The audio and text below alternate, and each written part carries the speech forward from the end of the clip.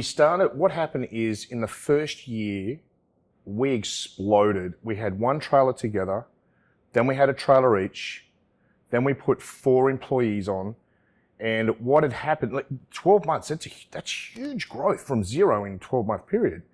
And we had this goal to get 100 of them. And the goal was once we get 100, we fly to Geneva, we buy a Rolex, and we celebrate that we get 100. That's what we had in the very early days.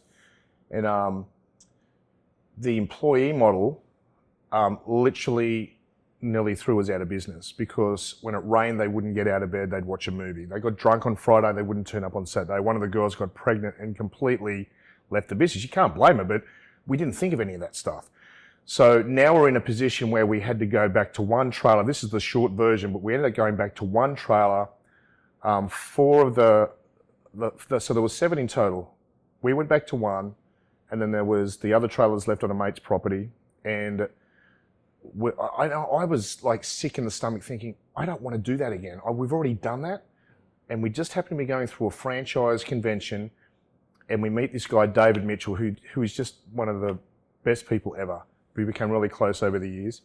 And he said to me, so just explain this to me again. You grew to 7 mobile units in 12 months and you couldn't work out the franchise, you couldn't work out the employee model. And we explained it to him. He said, this is how franchising works.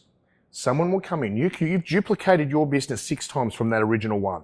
You can now have 6 people pay you money for that business and then pay you every month for a royalty to be a part of your franchise. It's like, what? Say that again. So he explained it to me and went, where do I sign? I couldn't believe that there was a business model that someone would pay you and then pay a continual royalty. But what I wasn't comprehending was all the hard work that we'd put in, which is now a turnkey operation. So all the money and all the heartache and all the, nearly losing it, all of that was compiled down to our success that we were now duplicating. So I ended up getting it, but in the beginning, I got to be honest with you, I really didn't understand that someone would do that. So in a very short period of time, we grew to 100 franchises. We went to Geneva, bought our Rolex, and when we came back, I was like, I don't want to do this anymore. I'm that entrepreneur that will get to a certain point of success and I want to grow more because I feel like whatever it is, I lose the excitement to it. And my brother was very much the money side of things. He said, you're crazy, this is so successful, we're making a lot of money. And we go back to David again. And David said, well, this is a perfect model to turn into a master franchise where you can sell all the 7 states in Australia. So there's 2 territories and 5 states. And somebody will come in and buy the state and they'll look after the royalties and you split the fees, but they'll pay you an upfront fee for the... And it was like deja vu. Tell me that again. What?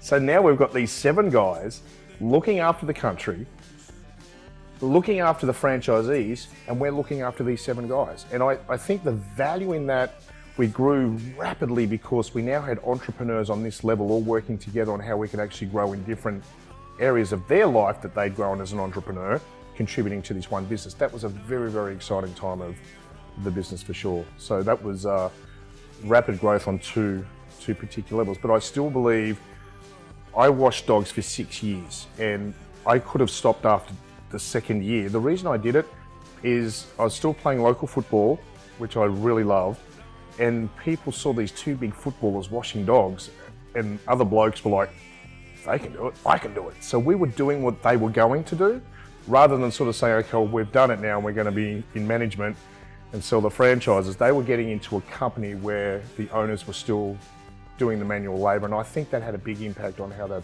unfolded the way it did. A HydroDog dog is a happy, happy dog. He's feeling fine, he's a clean canine. Every dog he digs a HydroDog wash.